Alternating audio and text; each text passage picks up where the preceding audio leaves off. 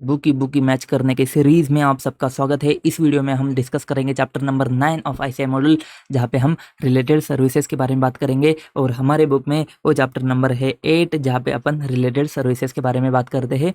SRS 4400 and SRS 4410 इसके बारे में बात करेंगे। ठीक है, तो सबसे पहले आइए यहाँ पे, ठीक है, ये 2 स्टैंडर्ड बात होती है, यहाँ पे भी इस 2 स्टैंडर्ड के बारे में बात होती है।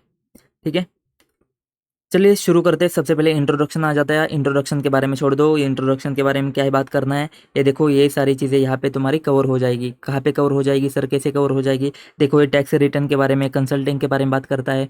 अपन टैक्स कंसल्टिंग, मैनेजमेंट कंसल्टिंग, इसके बारे में बात करते हैं। तो एग्रीड अपॉन के बारे में बात करता है, एग्रीड अपॉन के बारे में अपन भी बात करते हैं। तो ये चीज़ें कहीं ना कहीं कवर हो जाती है तुम्हारी, उसके बारे में छोड़ दो। फिर SRS 4400 के बारे में बात करेंगे।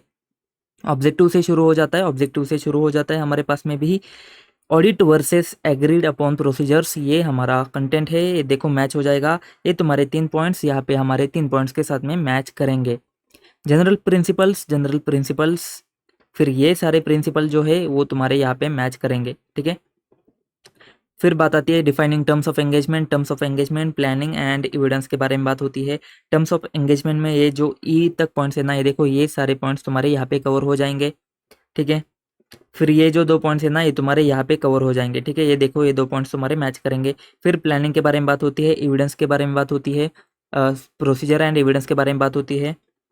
ये जो सारे प्रोसीजर्स है ये तुमको यहाँ पे समझ में आ जाते हैं। ठीक है, उसके बाद में रिपोर्टिंग के बारे में बात होती है। रिपोर्टिंग तो सेम ही होता है, बस यहाँ पे मैंने क्या किया है, एसएम का क्वेश्चन ऐड किया है, और बाकी सारे पॉइंट्स तो वैसे के वैसे सेम ही रहेंगे। ठीक है, ओ तक सारे पॉइंट सेम रहेंगे। फिर डॉक्यूमेंटेशन के बारे में बात होती है, डॉक्यूमेंटेशन के बारे में बात होती है। यहाँ पे हमने ज़्यादा करके प्रोनाउंसमेंट के बारे में बात नहीं करी है। प्रोनाउंसमेंट से ज़्यादा हमने कंटेंट ऐड नहीं किया है। हम कर सकते थे बट नहीं किया है, क्योंकि अभी करंट लेवल तक है ना, ज़्यादा ऐसे प्रोनाउंसमेंट में जाके नहीं पूछ रहा है। बट कुछ दिनों के बाद में, कुछ अगले कुछ अटेम्प्ट में हमको वो भी कंसिडर करना पड़ेगा, प्रोनाउंसमेंट कंसिडर करने पड़ेंगे। अभी वो इनिशियल एरिया है ना, इसकी वजह से ऐसे घुसेगा नहीं उतना ज़्यादा, लेकिन थोड़े दिनों के बाद में हमको प्रोनाउंसमेंट भी देखने पड़ेंगे। ठीक है, 800 सीरीज़ के लिए, अदर स्टैंडर्ड के लिए, सारी चीज़ों के लिए हमको प्रोनाउंसमेंट कुछ दिनों के बाद में रेफर करने पड़ेंगे। तो अपन उस हिसाब से अपने बुक को थोड़ा चेंज भी कर लेंगे, टेंशन न को।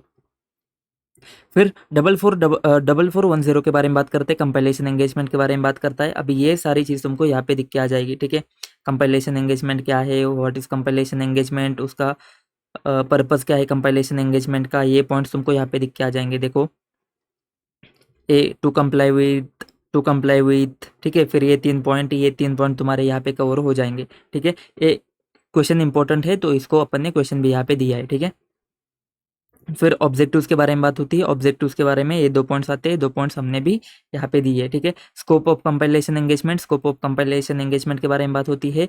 ये 3 पॉइंट हमने यहाँ पे दिए है। ये देखो, ये 3 प्यारा हमारे पास में, ये 3 प्यारा है। ठीक है, इथिकल रिक्वायरमेंट के बारे में बात होती है। इंपॉर्टेंट वाला पोर्शन है, जैसे में क्वेश्चन भी है इसके ऊपर, और अपन हमेशा बात करते हैं इथिकल रिक्वायरमेंट एंड तुम्हारा इंडिपेंडेंस के बारे में। ठीक है, फिर एंगेजमेंट एंड एक्सेप्टेंस। अब यहाँ पे तुमको देखना पड़ेगा, यहाँ पे शायद से, हाँ, ये जो पॉइंट है ना, ये पॉइंट हमने ऐड किया है, क्योंकि एमटीपी में 18 में, मतलब पहले है ना, पहले में 18 तक क्या हुआ था, ये स्टैंडर्ड था, उसके बाद में ऐसे ने हटा दिया, और उसके बाद में अब फिर से इन्होंने लेकर आए हैं। तो जो पहले जो क्वेश्चन थे ना, एक क्वेश्चन अभी भी इंपॉर्टेंट बनते हैं, इस वजह से हमने क्या किया है, बस इतना पॉइंट है ना, इतना पॉइंट हमने ऐड किया है। तो ये पॉइंट है ना, ये पॉइंट तुमको भी देख के जाना पड़ेगा, in addition to the ICI module. ठीक है, उसके बाद में ये जो सारे पॉइंट्स है ना, ये तो तुमको यहाँ पे दिख के आ जाएंगे, रिस्पॉन्सिबिलिटीज ऑफ मैनेजमेंट। फिर ये तुम्हारे 4 पॉइंट, ये 4 पॉइंट तुमको दिख के आ जाएंगे। इसमें ज़्यादा कुछ चेंज नहीं है।